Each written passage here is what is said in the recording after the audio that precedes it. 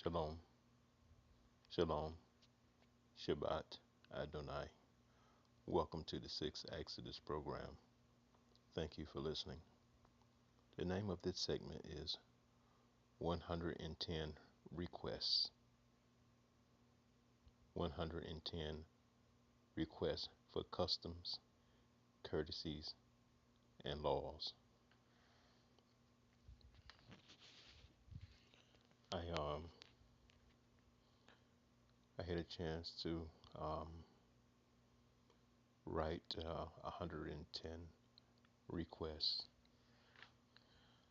Uh, we have never been a nation. We have never been a people. We have never had a society. Our ancestors have always been slaves.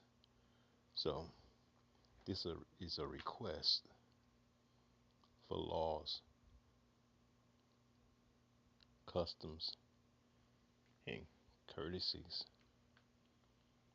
Okay, these are 110 things that I'd like to propose.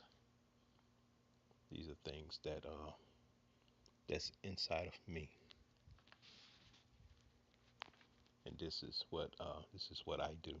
This is not something that I'm asking you to do or telling you to do. They are requests, and this is what I do. First, I would like to talk to you about eating utensils. Uh, Eating utensils. According to the scriptures, our ancestors, 400 years ago, um, things that were taken, according to the scriptures, things that was taken from the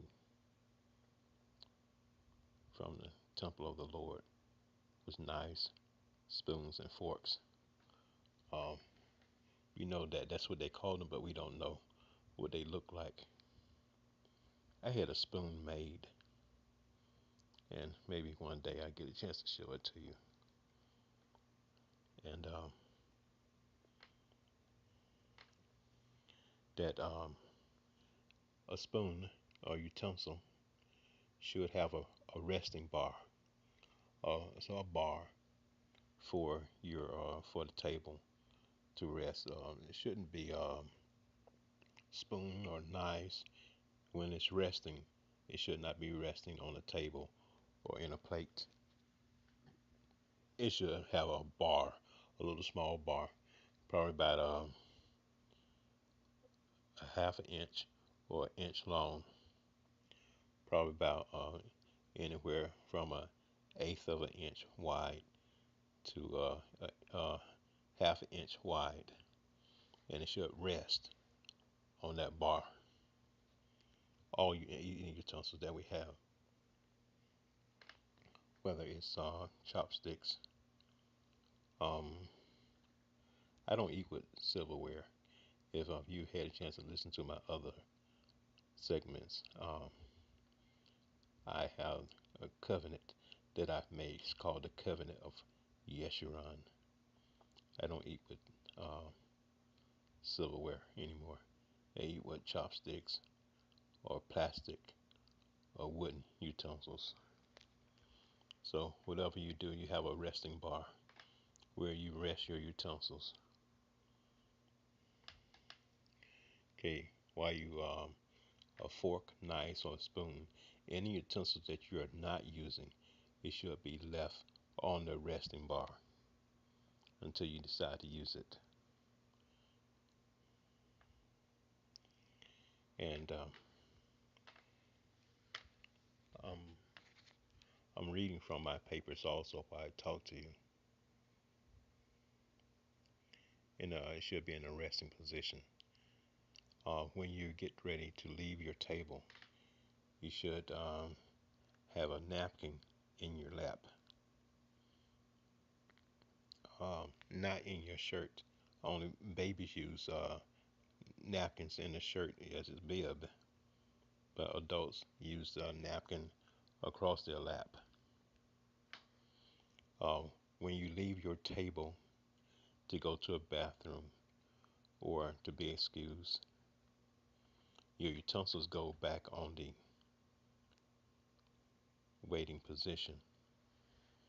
If you are not satisfied with your meal while you're eating, you should let the waitress know.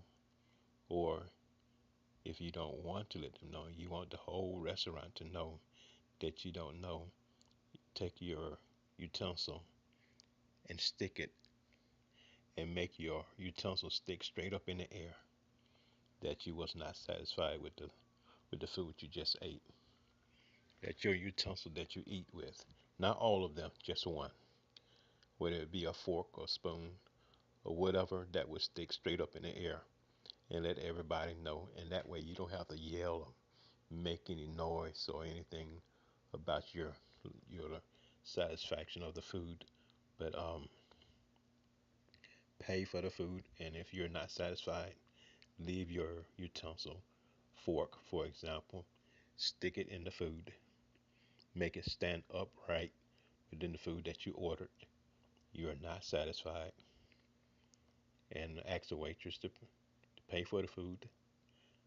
Um, Leave a tip, always 10%. If you can leave more, leave more. You're not leaving it to the owners of the facilities, but you're leaving it for the person who serve you. Most waiters and waitress, they have low wage jobs, so you're leaving money for them. Also, another thing is when you're at a restaurant, you're gonna have sometimes people will pour you water or tea.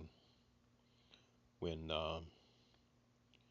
there are nonverbal signs and of course verbal signs. Nonverbal signs is when you finish, when you don't want any more, and they're pouring you water or tea. Without talking, just tap the top of the glass where they're not pouring, or the table itself with your index finger. Tap the table like such.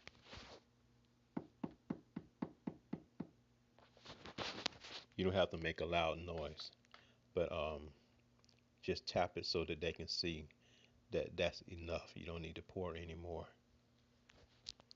That's enough. If you're able to tap the glass. But if they're pouring, then you have to tap the table where they are sitting. While you're eating, also at the table, when you finish eating a meal, don't sit with your mouth open with your a toothpick cleaning your mouth.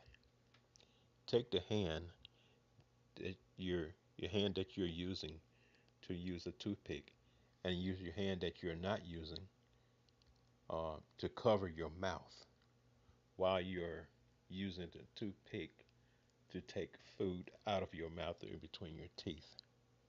But use your non-using hand to cover up your mouth while you're trying to make your mouth more comfortable because you have food stuck in between your teeth. So don't sit at a table with your mouth open, digging a toothpick in your mouth. Use your non-eating hand to cover your mouth while you're taking food from in between your teeth. Okay, if you're with a female, always take the table out from her, from underneath her, so that she can sit down. Don't sit down to pretend as if you're not with a woman, whether it be your mother, your sister, your cousin, or any female, even your daughter. Always respect the woman with you that you're with, always, and try to always make her as comfortable as possible, so that she will respect the same thing from her husband when she's married. Okay.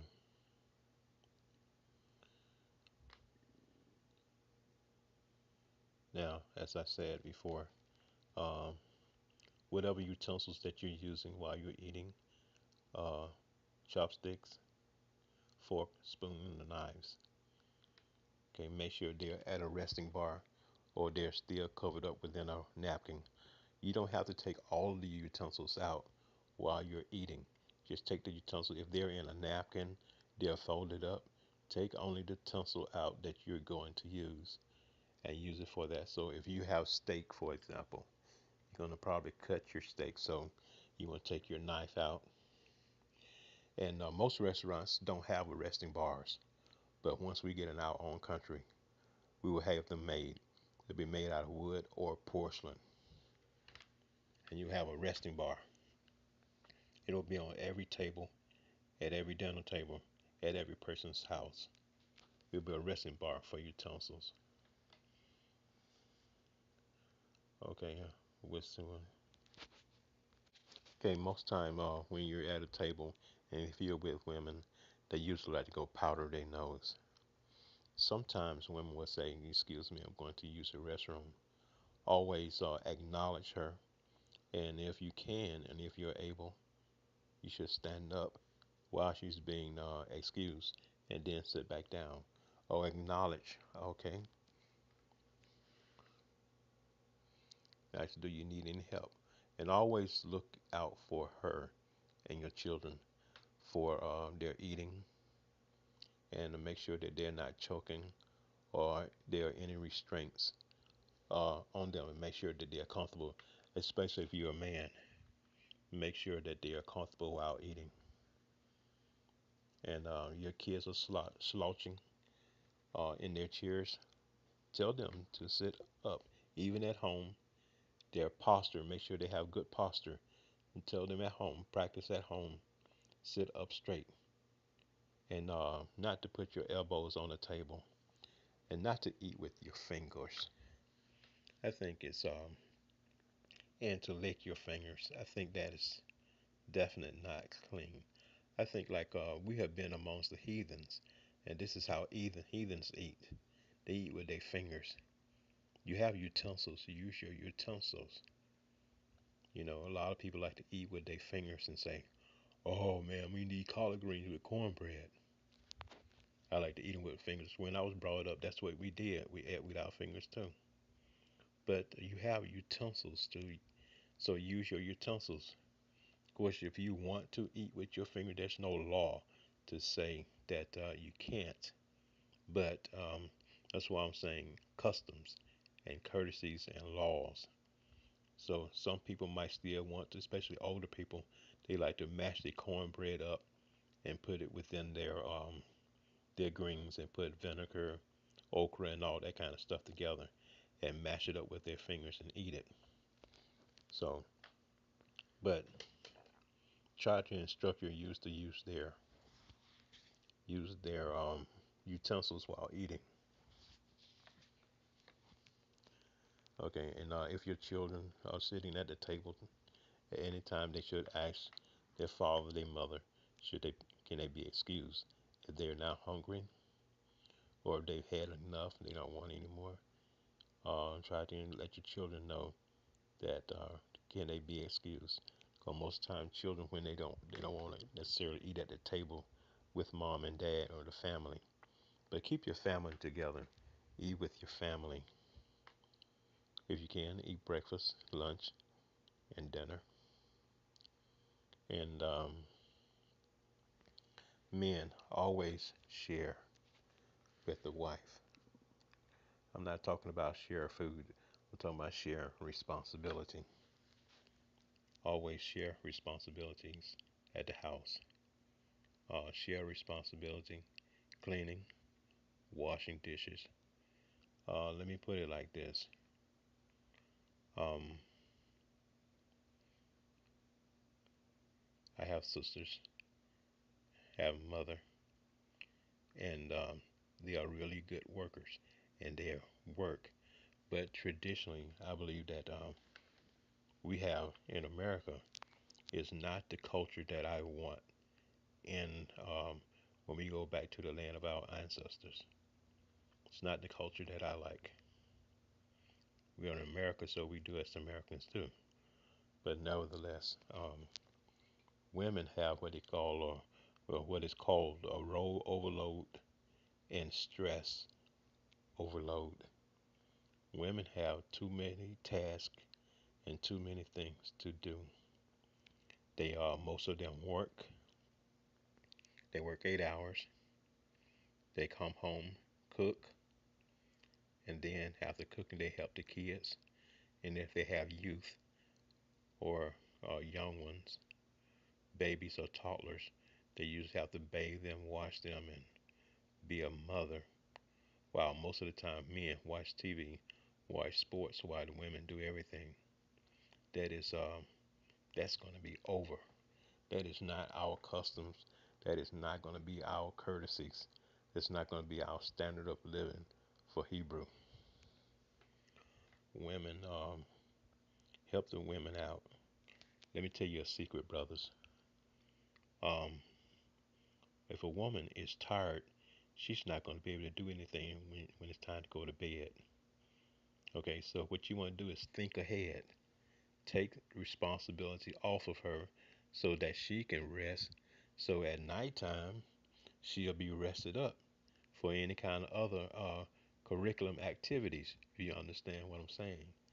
So make sure she is rested and treat her well. Make sure she's rested.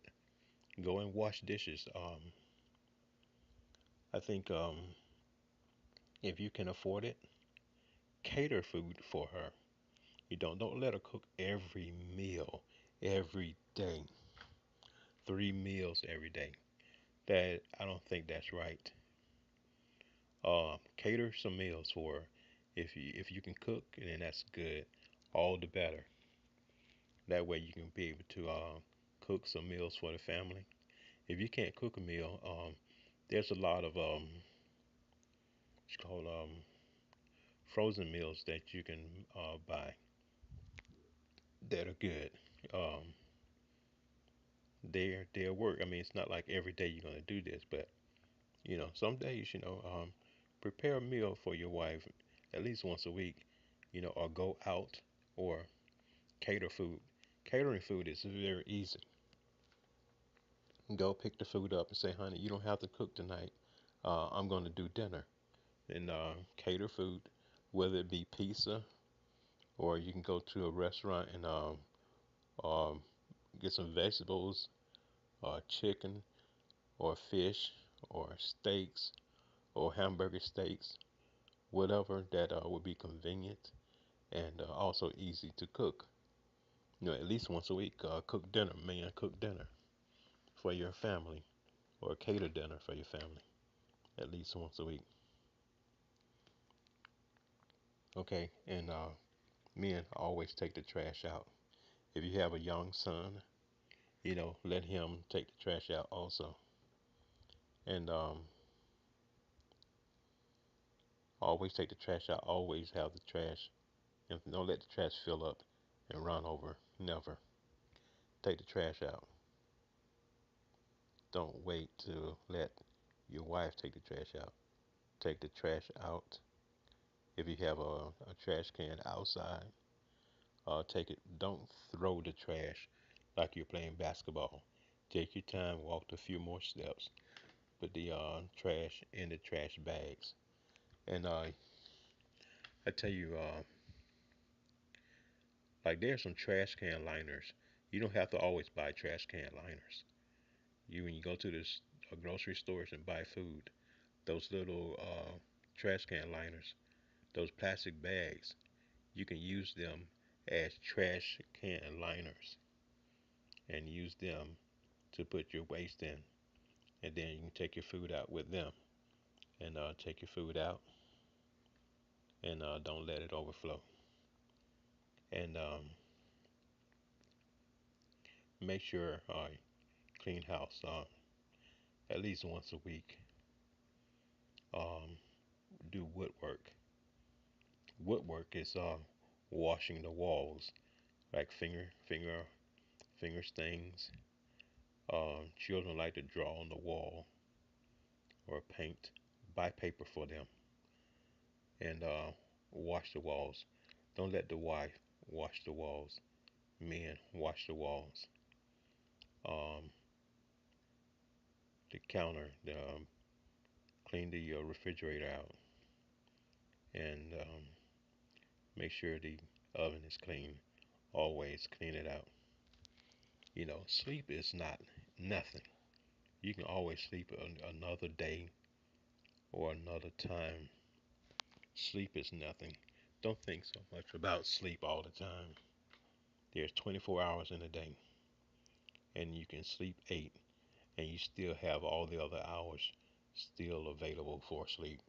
So don't think you have to sleep all the time. Sleep is good and it's nice, and you feel rested. But at the same time, put your wife and family first, and make sure that they're eating well. Make sure all the rooms in your house is are working fine. Bathroom, bedroom, living room, den, kitchen. Make sure you have everything in there that you need to make your house pleasant, to make your home pleasant. Take care of that wife, I'm telling you. Beautify her. Um, Save some money up. Get her to do her hair. Um, do her fingernails. Do her pamper her. If you're married, you have a girlfriend, you have to pamper women. It's an absolutely must. Pamper her. Let her fingers get done. Her toenails get done. Let her paint her, and you'll see your house turn into a beautiful place if you do these things for her. Take her out. Let her eat. Dress her up. Let her look good. Let her walk all around looking good. Okay. Okay. Now I'm gonna start my list. My requests for customs and courtesies on my list.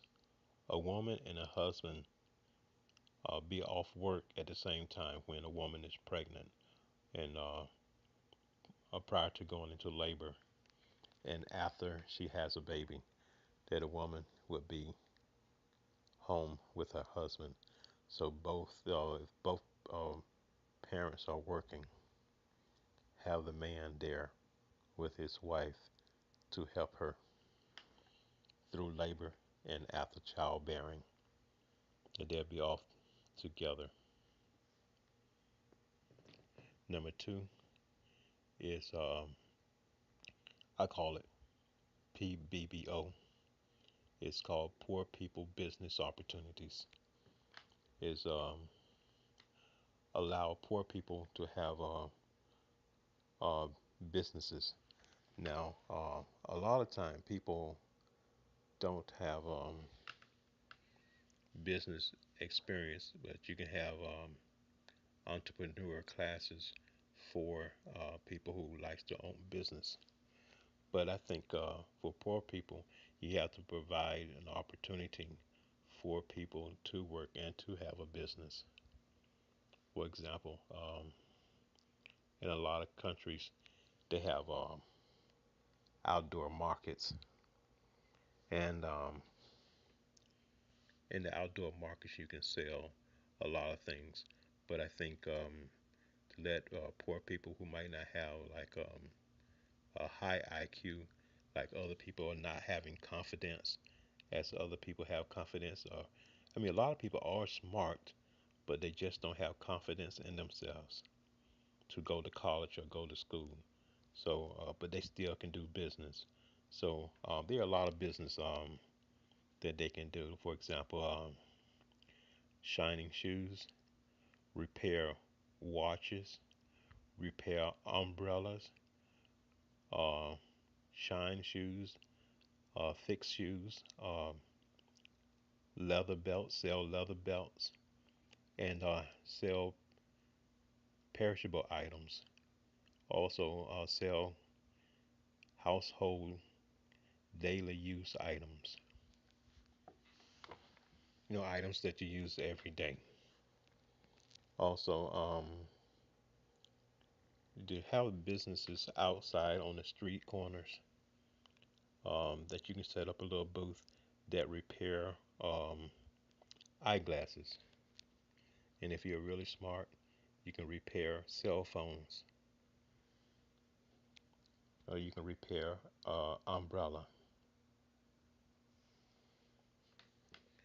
sell things that, or like if there's a convenience store or a place outside that you can sell a booth of some sort, then you can make omelets or make flapjacks, pancakes, or waffles.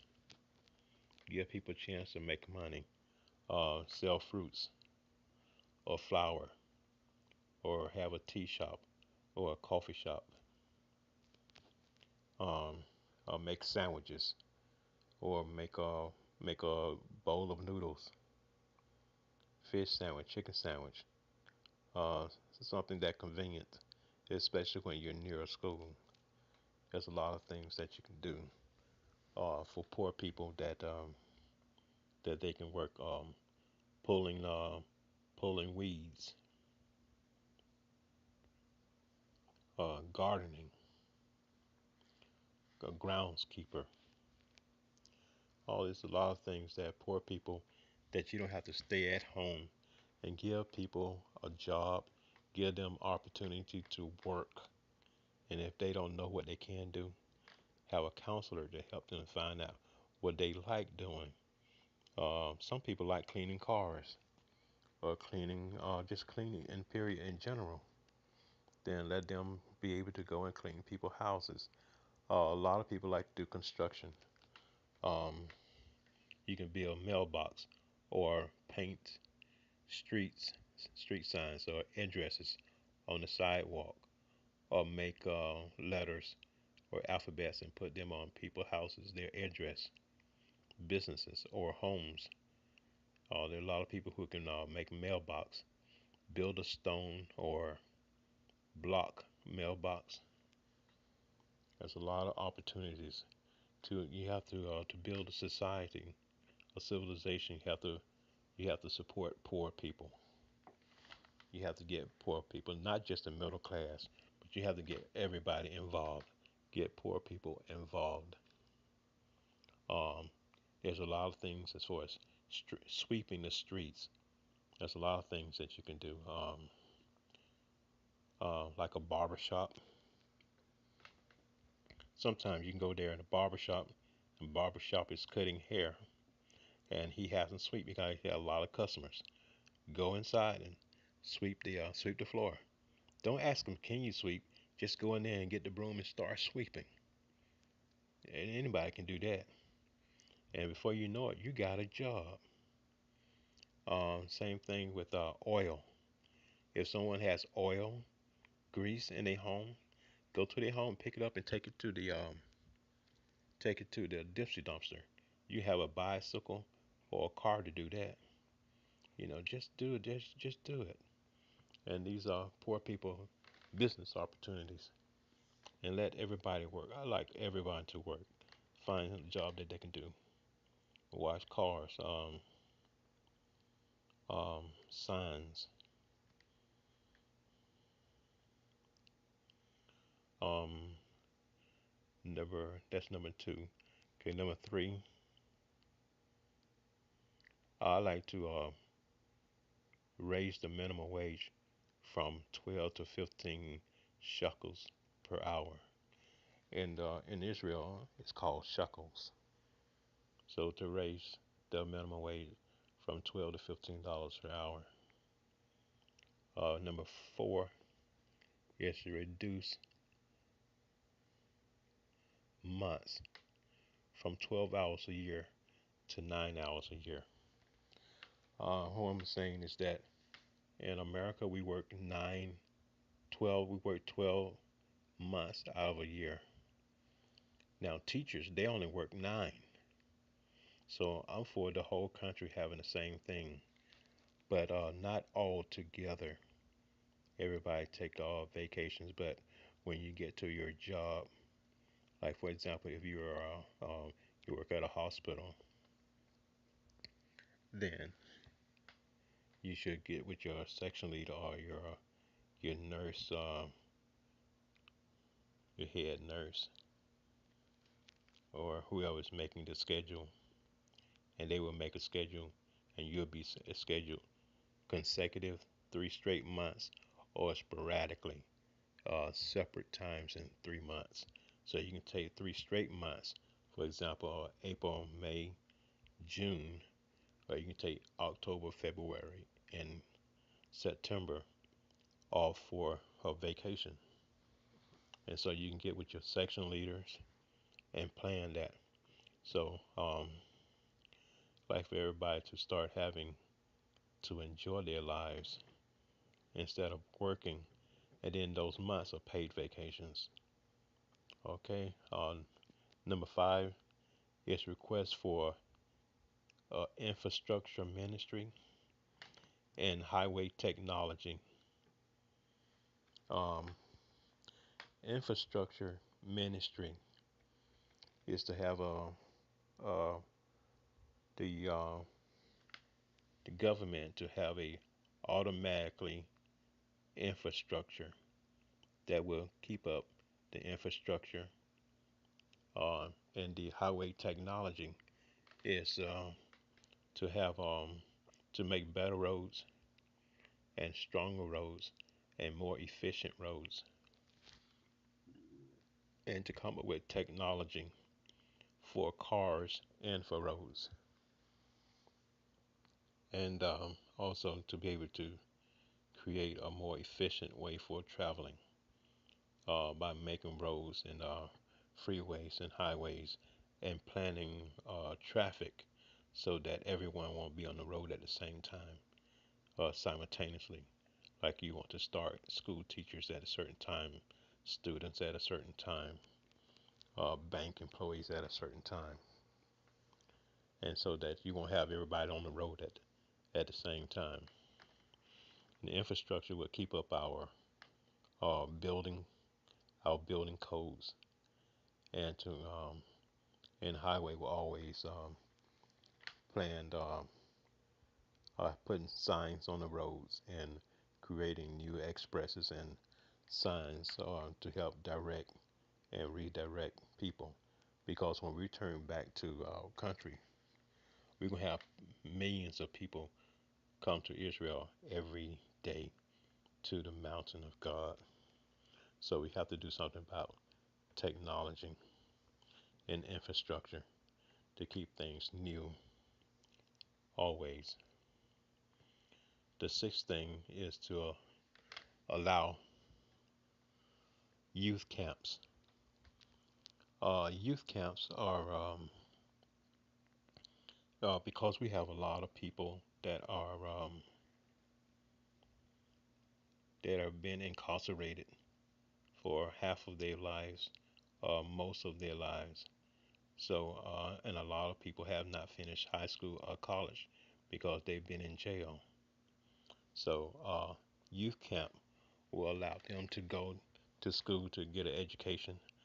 I would think 5 year education for free, and then go back to the Congress and House of Representatives and ask them for an opportunity to see if we continue the free education.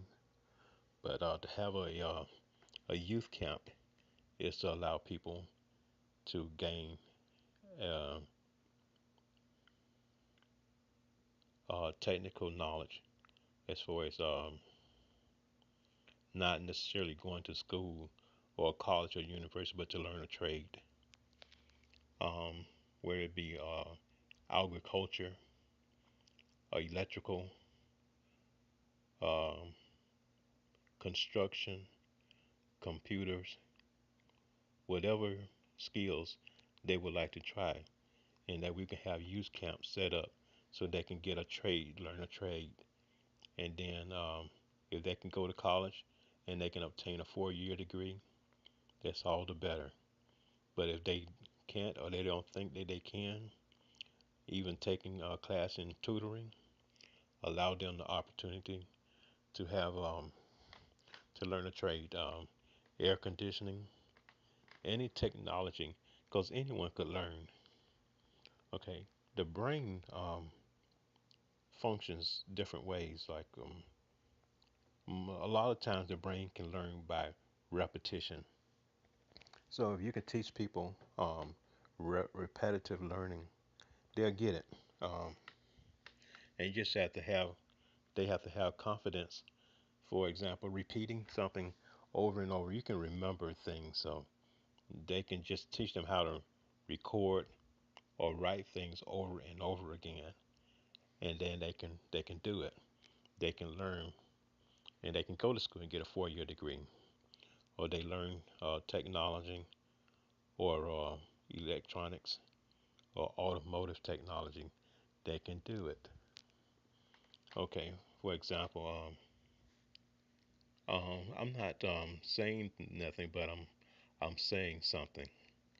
Okay, there's a word called rote memory. No, not. I don't want to say rote memory.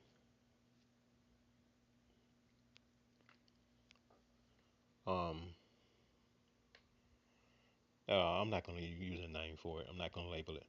But many people, including our people, are very smart, very intelligent. For example, we call them like car guys that like to fix cars in their front yard. Very smart, very intelligent. We call them shade tree mechanics. But they won't go to school and get certified or get a degree. But they're comfortable doing what they do as far as being a shade tree mechanic. And of course, they can make a lot more money being certified. So how do we get them out of this situation? Got to give them an opportunity to go to school. So I'm suggesting free school for 5 years to let them go to auto mechanic school and get certified, and being able to let them take tutoring classes so that they can learn or write a sentence or do math problems. Okay,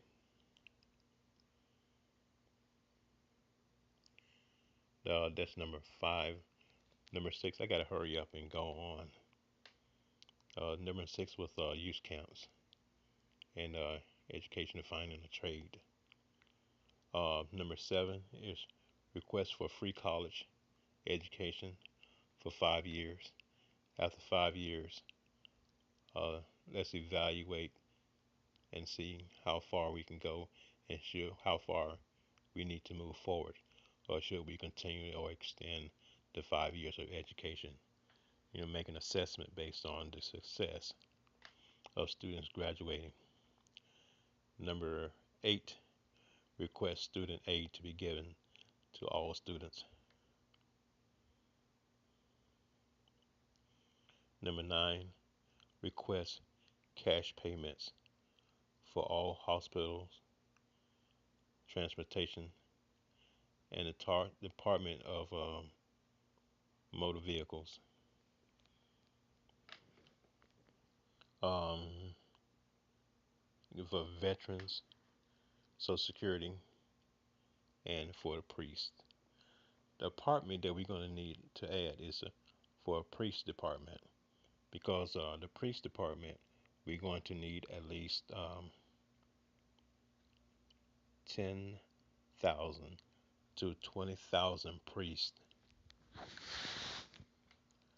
to minister unto our God for direction, redirection from the mountain of God, and to assist singers when they come to sing before the Lord with their equipment. And this singing is going to be 24 hours a day. And so the priest's going to be able to, they need to direct and redirect people when they come there. They'll be coming to the mountain of God 24 hours a day, every day. And so we need to pay them. All the priests, they're going to need to be on the pay list. And it's going to be a lot of them, about 20,000, because they're going to have to stand shifts, 8-hour shifts. Now these are going to be priests that's going to be on the ground level, not those that are at the mountain or at the top of the mountain with the Lord. They're going to be from 45 to 90 priests on top of the mountain with God. But around the base of the mountain, you'll need at least to make a full like working crew, like every like getting off and then going back on. And we'll have a pre-center where they can get scheduling, and we're gonna need to pay them because they're gonna have to go home, and they're gonna be just like a regular family, but they're gonna be serving the Lord 24 hours a day, and they'll just be there at the temple. And on the east side of the mountain, there are steps, and no one can go on the east side of that mountain. So they're gonna have to keep people from the east side, and they may have to learn takedown procedures. Don't know how difficult it's gonna be, but no one is allowed to go up the east steps. Only the Lord and the prince can go up the east side on the steps for the Lord. Now, cash payments will help us put cash in our systems, and to be able to facilitate the needs of God's people when they come there to the mountain of God. And we're gonna need all of the transportation working: bus, taxis, trains, whatever transportation that we have. But I have some ideas for transportation. It's called uh, amphibious transportation. I like to have Airbus to be able to travel by air. Yeah, Airbus, and to travel by water, to have ferries, and and to be able to have the transportation where it can facilitate people when they come to the mountain of God. All the hotels are going to be crowded every day, so we need to fill the whole country with hotel maintenance and be able to have people be able to utilize all the facilities that we have as far as hotel and how to stay and how to come there and to leave. And we need to put cash very fast. Not necessarily a stimulus package, but I think if we just pay people and put cash into their hands until our Treasury Department be able, and our Secretary of Banking be able to create cards for everyone so everybody can be able to get paid that way. Okay. The 10th is request school name changes, street name changes, especially in Jerusalem and throughout the country. Number 11 is to establish Israel in 17 provinces. We have 18. We have one state, and the state of Israel is smaller than the size of Delaware. But I've looked and I've seen that we can have 17 provinces, and within those provinces, we need to put um, capitals. And when we do this, we can put governors and mayors inside those provinces, and we can have highway technology and infrastructure to kick off our country. And of course, the highways, there are no there are no oh, there are so many things to tell you about the highways, how terrible it is. But there's a lot of work we need to do concerning the roads and the highways. And when we separate, we need to put lines and separate the 17 provinces. Once we do that, we can put governors inside, the mayors inside, and set up a system of government. But they don't have that now. And all the roads they need help very bad. Highway technology and infrastructure ministry, They're going to need to tear down a lot of idols they have there, and they need to patch holes up and burn down all the idols that they have there, and destroy all of them throughout the entire country. So that's why we need an infrastructure ministry. That's why we need a highway ministry, because all the roads in the cities and the streets, they don't have any like really street markings, no speed signs, um, no one-way signs. They just got a major job just putting up signs, no city limit signs, and they don't have any states or provinces set up at all. They just got a bunch of cities everywhere, and so that's something large we're going to have to do. So I'm requesting that we set up 17 provinces. I know how I know how to set them up already. Okay, I'm gonna get off the numbers right now. We just got to number 11, so I'm gonna have to hurry up. Okay, this um this number right here is let's just say 11A. This here is it might be a little bit embarrassing for you, but if not, it is for me. But nevertheless,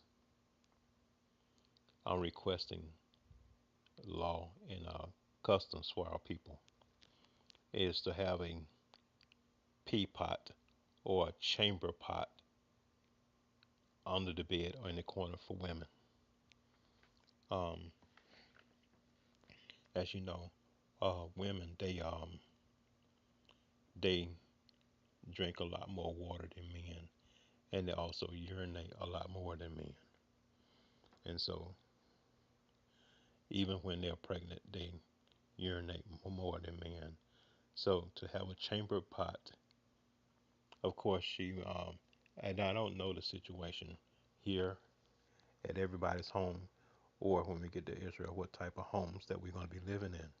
So, I'm suggesting now that women have a chamber pot.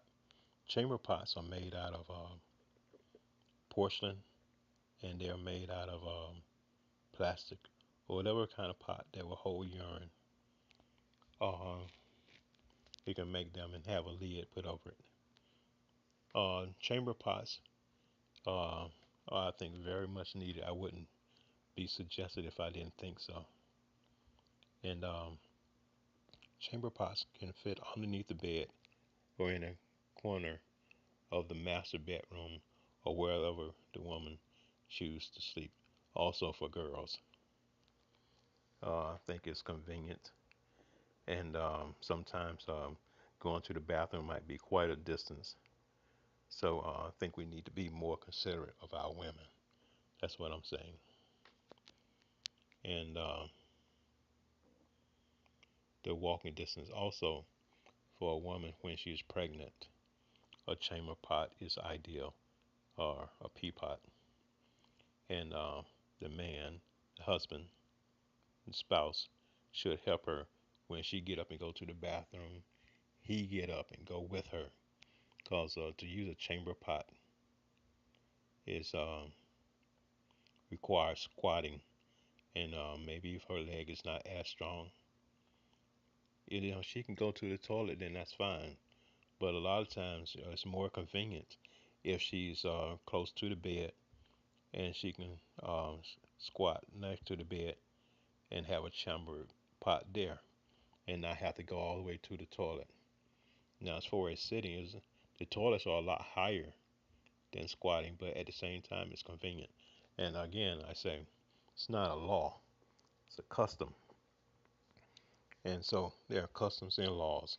So I'm suggesting that these things, like, this is what Hebrew people do, and this is what we use. So we have to start somewhere. That's what I'm doing. So I'm saying chamber pot. This is number 12. Number 12, marriage customs. Um, and This is what I understand from the Word of God, called to marry a woman, for a man to ask a woman to marry. It's not like American customs. So Isaiah chapter 23, verse number 4, 4b, it says, I travail not, nor bring forth children, nor bring forth, nor bring up virgins. And Leviticus 19:29 says, don't prostitute your daughter, don't degrade your daughter by making her a prostitute, or the land will turn into prostitution to be filled with wickedness. As far as the ceremonial, from the book of Numbers, chapter 30, this is way how I understand it. A bride is not united with her father or her mother. I mean, if a woman is not a virgin and she no longer lives with her mother and father, she is not required to ask her father or mother for permission to marry or to be given away, because she no longer is a virgin. However, um, if she wished to be given away by her father, it is an honor for her father and her to be given away as a virgin. Now, this is what I suggest concerning marriage of a virgin. A virgin, it is my understanding, as I read Numbers chapter 30, um, it's an honor for a man to give his daughter away to another man, because once a man give his daughter to another man to say, you take care of my daughter as I would, and that man is no longer his daughter, but he gives her away to another man. So, and it's right to give her in her virginity. Now, this is the thing: a woman, a girl, should stay a virgin, and this is what I have to say concerning this. A woman, you cannot kiss a woman nor touch her at any time. You cannot touch her or kiss her. If you kiss her, or her first kiss, then you're married to her. If you kiss her, you're married, because you have taken away her opportunity from her father and her family to be a virgin. And those are feelings that are very high, to take a woman's virginity and to take her first kiss that she is owed and due to her husband. A woman should desire to have her sheets red when she marries. Let me tell you what that means. A woman is, when she gives her virginity to a man, uh, her sheets, wherever she has sex with her husband, they should be red. You understand what I'm saying? Her hymen is broken and her sheets will be red. It is a duty and her responsibility and an honor for her to have red sheets. And when you kiss her and you take away that opportunity from her, that's her honor. And you cannot rob a woman of her honor. Now, I'm very serious about this. I I'm sorry, I didn't mean to raise my voice, but I'm very serious about this. This is how I feel. And she when she has her sheets, If she's at a hotel or whether she's went to travel, she should get those sheets, take them back to her neighborhood. After she washed them, you have to wash bloody sheets many times before they be white again. But she should wash the sheets and have the stain still in them. Hang them sheets outside and let the blood stain still be in there. And the whole neighborhood who knows that she has gotten married to come back, and the whole neighborhood is to applaud her for keeping her virginity all her life, and she gave her virginity to the husband that she married. That's the honor, and it's an honor to a father to give away a virgin. But if a man kisses a woman, he better start planning marriage and to tell her family that he kissed her because she is considered to be married. She's a married woman because she gave away her first kiss to a man. Now, I tell you, a lot of things happen, and they happen without being planned. But nevertheless, you can cut out sin and wickedness, I believe, because if that man is responsible and you won't seduce or sweet talk a woman if um if she's not so quick to give away her first kiss, and if she can respect and honor her first kiss by giving it to the husband that she wants. It's like seeing let a man seeing you naked. Don't let no man see you naked. Only the husband that you're marrying should see you married you naked. The same thing with her hair down. Um, I know we don't have any laws or anything like that. And again, it's not a law. It's customs and courtesies. A woman, if she has her hair down, it is her glory. It is her beauty. To see a woman with her hair down, you can see the beautiful how beautiful a woman looks. But if only her husband see her with her hair down, oh, that is special because she is facilitating all of her life, everything she has to that man that she loves. And so when you don't have that to share with a man, then it's like you are there's nothing to explore anymore because you have not cherished what is proper and what's right. So America don't have these customs, but I like for us to have them, to have some customs. And I like different this to be one. And so there are requests that I'm making that we should have such a thing, and that a woman should be honored and not marked off like a target. And women are precious, and they are the mothers of the earth. Our people are mothers of the earth, and we got to start acting like it.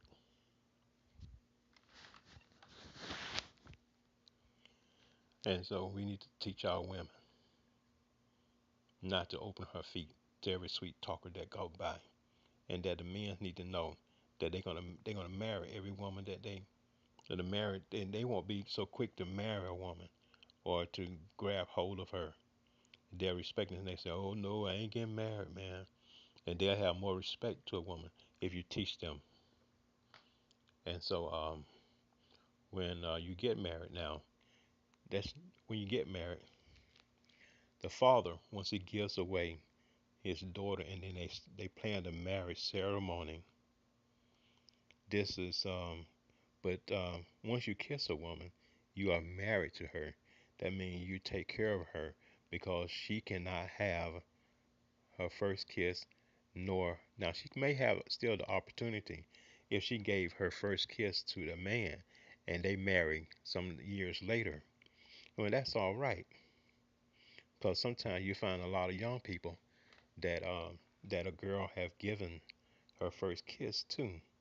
So if she gives her first kiss to a guy and that guy is a bad boy, then he's kissing a lot of girls.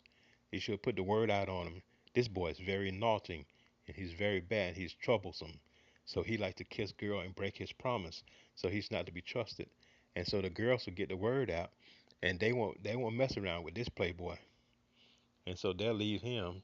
And chances are, if he don't learn the rudiments and learn that we have structure in our country, then he won't be going around kissing a bunch of girls, and he'll respect our customs and courtesies, and he'll be kissing the girl that he wants to marry because that girl will save her kiss for her husband, the one that she wants to marry, and not just anybody. And so, and you don't kiss, you don't touch girls, even to touch them to get their attention. You don't touch them. You call their names, but you don't touch them. You don't touch their shoulders. You don't touch their back. You don't touch their hair. You don't touch their cheeks. You don't touch girls at all. Don't play with them. They're not playthings. Girls are soon to be mothers, and they will bear children, and they need to be respected as so. So don't touch any girls, and don't play with them. Girls play with girls. Boys play with boys. If you're playing girls, then it's a group thing, and you're playing kickball or dodgeball or something like that. But you're not to touch girls. Girls have very sensitive parts in their bodies, and you're not to touch them. You don't want girls lusting after you, and you don't want boys lusting after girls. Okay? All right. What number? That was number 12.